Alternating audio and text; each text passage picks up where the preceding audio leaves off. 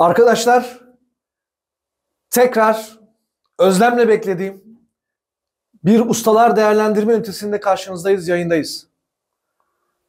İlk önce şunu söyleyeyim arkadaşlar, sayfamıza da bakabilirsiniz. Yani ne kadar soru geldiğini, yorumlara. İnan başka bir şey söylemiyorum. Beni çok sevindiriyorsunuz. Bu arada teşekkür ediyorum hepinize canı gönülden. Lafı da uzatmadan Fatih kardeşime veriyorum. Bakalım değerlendireceğimiz neler var göreceğiz. Merhaba arkadaşlar. Merhaba Murat Ustacığım. Merhaba canım benim.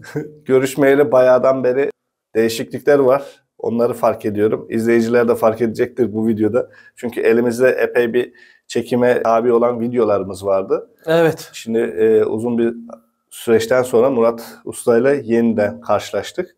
Çünkü o da yoğun bir maç temposundaydı. Bakıyorum kupa, ıstaka, yeni bir ıstaka. Nedir bunların kerameti? Fatih'ciğim bu kupayı zaten ortada yani insanın gözüne sokarcasına gösteriyorum. Neden gösteriyorum biliyor musunuz? Arkadaşlar şunu söyleyeyim ya size. Ya helal olsun abi kupa kazandınız. Yani ben çok güçlü bir adamın mantığında değil tabii ki. Sadece izleyenler var ya. Beni tanımayanlar var. 2000 küsür abonem var. Allah'a şükürler olsun. Oraya kadar ulaştık. O 2000 küsür abonenin içinde beni öyle spontan izleyenler de var. Onlara şunu göstermek için bu kupayı getirdim arkadaşlar. Almanya'da geçen hafta itibariyle çok zor bir turnuvayı kazandım. Survivor denen bir turnuva. Ve orada kayda değer bir genelle kazandım. Yani 1.478 genelle yaptım. Mutluyum. O yüzden de bu kupayı bende sadece böyle göstermelik veriyorlar biliyor musunuz? Neden? Bu kupayı 3 kere kazanırsanız kupanın gerçek sahibi oluyorsunuz. Gerçekten çok zor bir turnuva. Bunun burada yazıyor gerçi de ne zaman kazanmışım? 2021'de Murat Gökmen kazanmış. 2022'de Ronnie Lindemann kazanmış. 2023'te Murat Gökmen kazanmış. Yani benim 2024'te de ancak bu kupayı kazanırsam bu kupayı evime getirebiliyorum. Yani hadi kazandın al hadi güle güle yapmıyorlar. Çok zor bir turnuva. İlk önce arkadaşlarımla bunu paylaşmak istedim. Aktif bilardo hayatımın sürdüğünü anlatmak istiyorum size. O yüzden bu kupayı koydum. Yani ben bilardo oynuyorum arkadaşlar. Hala devam. Yani bu videoları yapıyorum. Saldım çayıra Mevla kayıra değil. Yani aktif. İşin içindeyim yani. O yüzden de öpüyorum. Fatih'cim ıstakaya gelince bilmiyorum nasıl gözüküyor. Çok güzel gözüküyor değil mi? Yani bir değişiklik. Eskiden açık renkliydi. Şimdi biraz daha koyulaşmış. Evet abicim. Bu bizim yeni sponsorum sağ olsun. Theory'nin yolladığı Safir modeli bu. Safir modeli ve şimdi size bu Safir'in nasıl yapıldığını anlatmayacağım. Bu teknikler beni sadece oynama bölümü ilgilendiriyor. Ama ben adını onun kara yılan koydum. Yani şu kombinasyon inanın harika bir şey. Yani diyecek bir şey bulamıyorum ya. Mehmet Gören kardeş şimdi demesinler yani sponsoruna bilmem ne yapıyor filan de seviyorum seni Mehmet Gören. Teşekkür ederim kardeşim. Çok başarılı işler yapıyorsun. Tamam mı? Türkiye'yi bütün dünyaya tanıtıyorsun. Kalitenden ödün vermiyorsun. Senin yaptığın bu ince, canı gönülden herkese yardım etmeye çalışıyorsun. Tebrik ediyorum kardeşim. İnşallah sponsorluğumuz devam eder ya Mehmet Gören. Öyle temenni ediyorum kardeşim. Geleceğim 12. ayda tekrar konuşmaya Mehmet'im. Öpüyorum seni. Saygılar. Fatih'cim geç bakalım.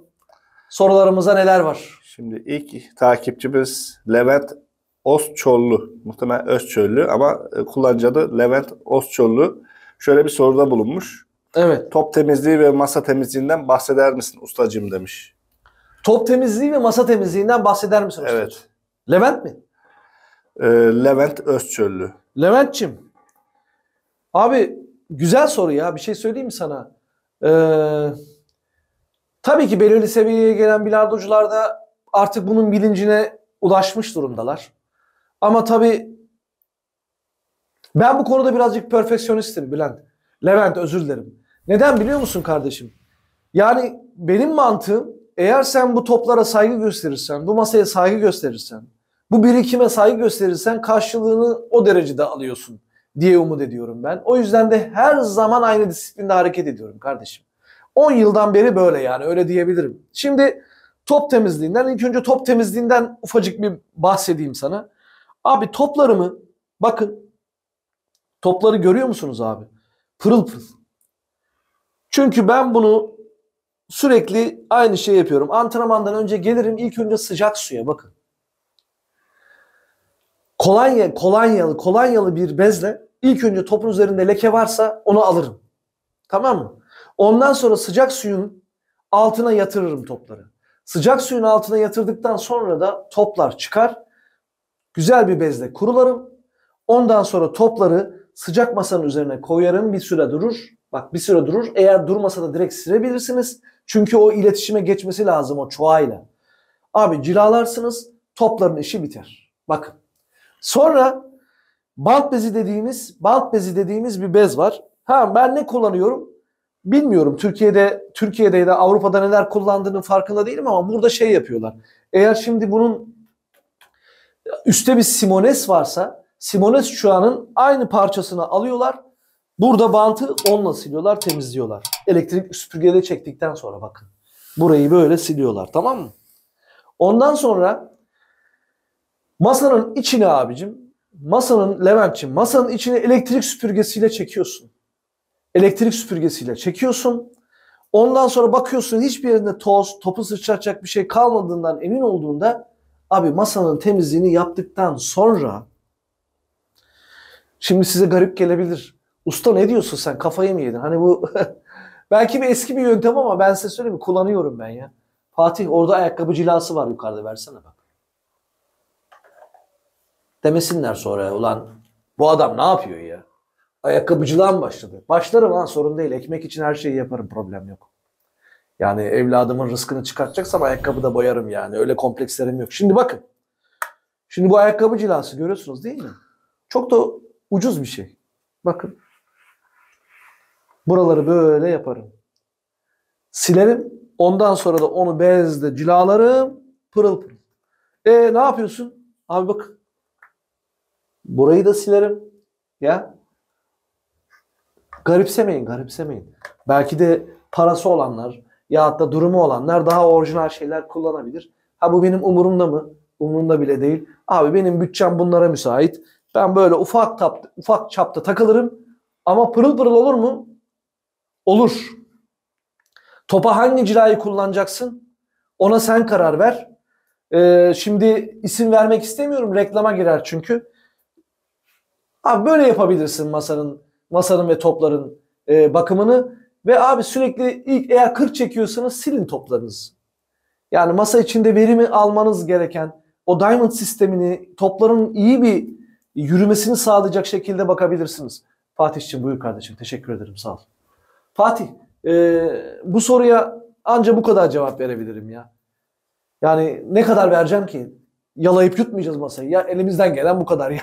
Ya başka da bir şey yapmayacağız. Evet abi. Var mı ikinci sorumuz? Sor bakalım. Var. Ersin Özcan. Balıkesir Bandırma'dan. Oo, gördün mü Ersin? Balıkesir Bandırma diyorsun yani. Canım benim. Bandırmalı Yılmaz Özcan. Ersin Özcan. Yılmaz Özcan çok ünlü bir bilardocu. Çok ünlü bir bilardocu. Yılmaz Özcan. Onun resmini de koyarsın kardeşim. Saygıdeğer bir bilardocu. Bir kere dünya şampiyonluğu almış bir bilardocu. Türkiye'den, evet. Bilardo aktif hayatına devam ediyor mu, etmiyor mu bilmiyorum. Ediyor zannedersem. Daha iyi yerlerde olabilir miydi? Olabilirdi. Ama benim kardeşim niteliğinde birisi. Çok sevdiğim, Bandırma'nın çıkarttığı, Türkiye'nin çıkarttığı en büyük yeteneklerden birisi. Ersin de değil mi? Evet. Ersin, senin eşliğinde var ya, Bandırma'ya da selamlarımı yolluyorum. Özellikle Yılmaz Özcan'a selamlarımı yolluyorum, öpüyorum. Sor bakalım. Ersin Özcan şöyle söylemiş. Üstadım iyi çalışmalar. 0700 genelim var. Canım benim. Fabrikada 8-5 çalışıyorum. Aslansın. Ama amatör bilardocu olmak ve bu işten keyif almak için nasıl bir yol izlemem gerekiyor demiş. Güzelim benim ya. Fabrikada 8-5 mi çalışıyorsun? Evet. Abi görüyor musunuz? Bakın. Ne yapacağız şimdi abi? Ya her taraftan izleyenler var bak. Bandırmadan yazıyor 8-5. Ersin. Abi bu iş keyif alınacak bir spor ya. Biliyorum yavaş yavaş oynuyorsun. Kaç? 0-700 mü oynuyorsun? 0-700. 0-700 oynuyorsun güzel insan. Zevk almaya çalışıyorsun. Zannediyorum çok ünlü bir bilardocu olmak istemiyorsun. Yani spor, turnuvalara katılıp gerçekten ülkemizi temsil edecek boyutlara gelmek istiyor musun, istemiyor musun bilmiyorum. Ama nasıl keyif alabilirsin? Abi yaptığın işe bir kere insanın saygısı olmalı mı? Olmalı. Ne yapabilirsin abi? Bizim özellikle bu adamın videolarını izlemeye devam edebilirsin. Sistemi öğrenebilirsin. Bilardo sistemini öğrenebilirsin. Kendine belki bir ıstakan yoksa, bak bir ıstakan yoksa ucuz yollu bir ıstaka alabilirsin. Yani gerekli materyalleri oluşturabilirsin. Hani o zaman ne yaparsın biliyor musun? Hem bu spora yaptığına dair hem kendine saygın artar, hem de spora saygın artar. Bakarsın ondan sonra salona daha sık gitmeye çalışabilirsen salona sık gitmeye çalışırsın. Abi iyi olursun ya. Daha saygılı biçimde daha konsantrasyonlu olmaya çalışırsın. O zaman bir şey söyleyeyim mi sana? Zevkin de artacak. İnsanlarla diyaloğun değişecek daha fazla. Bilinçleneceksin kardeşim. Vallahi bir şey söyleyeyim mi? Zevkini çıkar ya. Tam zevkini çıkartacak spor. İnanın. Öpüyorum seni kardeş. Daha süremiz var. Bir soru daha gider diye düşünüyorum. Sor bakalım Fatih'im.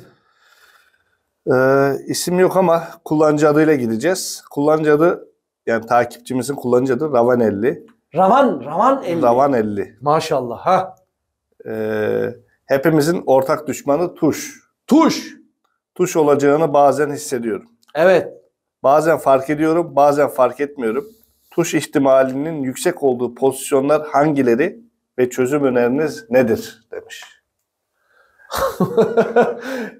Ravanelli mi? Ravanelli harbiden yani diksiyon belli durumlarını yaptın yani. Bak Fatih'im al şunu kardeşim. Aman gözün gibi bak ha. Beni mahvederler bak. Düşürme. Bunu geri teslim etmem lazım. 3 kere kazanmam gerekiyor. Ah. Evet. Şimdi gelelim fasulyenin faydalarına. Ravanelli. Güzel adam. Abi bilardoda tuş. 3 bantta tuş değil mi? 3 bantta tuş düşmanımız diyorsun. Genelini yazmış mı? Yazmamış değil mi? Yazmamış. Yazmamış. Abi bilardoda tuş. Biz hala tuşlatıyoruz. Kardeş. Ustalarda az mı oluyor? Tabii ki az oluyor. İlk önce şimdi bak mesela çok garip bir yorum olacak mesela. Bir çamaşır makinesi, bir bulaşık makinesi aldığında ya da bir buzdolabı aldığında içinde ne var? Kullanım kılavuzu var değil mi? Kullanım kılavuzu olmadan abi o aleti tam çözemezsin. Abi bilardonun kullanım kılavuzu var mı? Var. Bilardonun kullanım kılavuzu olduğundan dolayı ilk önce bilardoyu bir kere seri, bir daha söylüyorum. Yani duruş tutuş vuruştan sonra abi seri öğrenmen gerekiyor. Bak net söylüyorum. Seri yani bu bilardonun kullanma kılavuzu 3 bantın yani seri sistemini çok iyi bilmen lazım.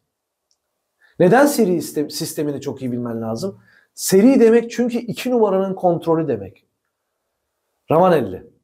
Sonra kendi topumun 3 numaraya iniş hızı demek seri kontrolü. Yani 2 numaranın kontrolünden sonra 3.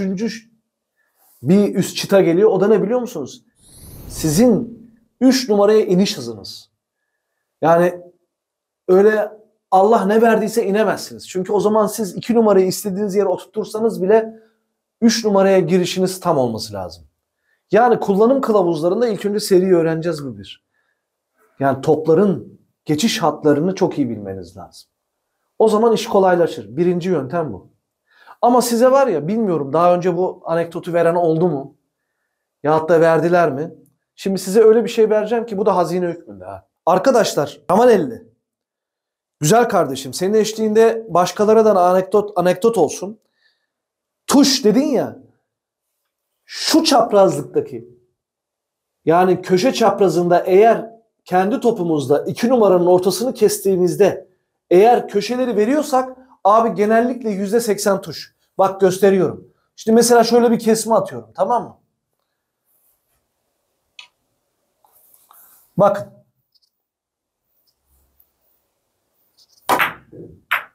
Gördün mü? Tamam. Mesela bakın. Al. Gene kesme atıyorum şimdi.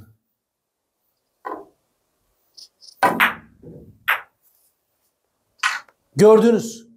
Şimdi ben bunu anlatmaya kalksam size en az bir 20 dakika sürer, olmaz. Ben bunu Fatih'e hangi pozisyonlar tuşluyor, tamam mı Fatih'ciğim? Bunları ben sana çizeceğim. Çizimle gösteririz. Çapraz pozisyonlarda tuş oranı %100'e yaklaştığı için bunda gerekli oynamalarla kaçırılabilir mi? Gene de zor. Ama genellikle 3 bantta kardeşim tuş yapan bölgeler çapraz bölgeler oluyor. Bunları ben size çizip göstereceğim ki size güzel bir anekdot olsun. Onu gördüğünüzde anlayın ki tuş kokuyor. Onu düşünmeniz gerekir. Mesela kaçırılabilir mi? Özel oyunlarla kaçırılabilir. O da usta işi. Bakın. Şimdi ne yapıyorum? Kaçırmak için buna sırt vuruyorum. Eğer düz değil, bakın hop, geçiş hattını değiştiriyorum. Gördünüz mü? Bu ustalık. Böyle şeyler yapmanız lazım. Onu yapmazsan tuşlar. Arkadaşlar, tekrar bir ustalar değerlendirmenin bölümünün ünitesinin sonuna geldik. Bir de konuşabilsem çok şey anlatacağım da artık idare edeceksiniz yani. Bu arada şunu söylemek isterim. Ustadan değerlendirmeler demişken abi haliyle benden de belli yaz geldi. Yani yaz geldiği için herkes tatile gidiyor. Ligler şu anda ara vermiş durumda. Sorular birikti. Çok soru oldu. Bu yüzden bir ay boyunca ya da 3 hafta zannediyorum ustadan değerlendirmeler yayınlayacağız. Haftada 2'şer tane olmak şartıyla ustadan değerlendirmeler ünitelerine gireceğiz. Neden biliyor musunuz arkadaşlar? Sizin sorularınızın cevaplamak ve netleştirmek istiyorum ben. Bu sefer üstümde dağ gibi oluyor. Hepsine cevap vermek istiyorum. Fatih dedi ki bir sürü soru var ve bu yüzden bunları bitirmek istiyorum. O yüzden saygılar, sevgiler, sağlıkla kalın, huzurla kalın. Hepinizi öpüyorum. İyi günler diliyorum.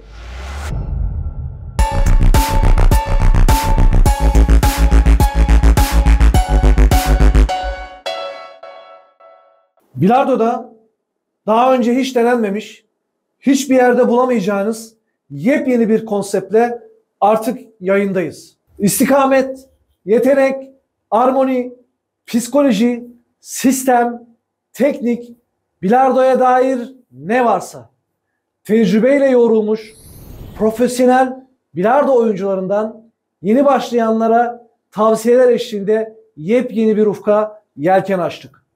Bu yolculuğa hep birlikte beraber çıkıyoruz.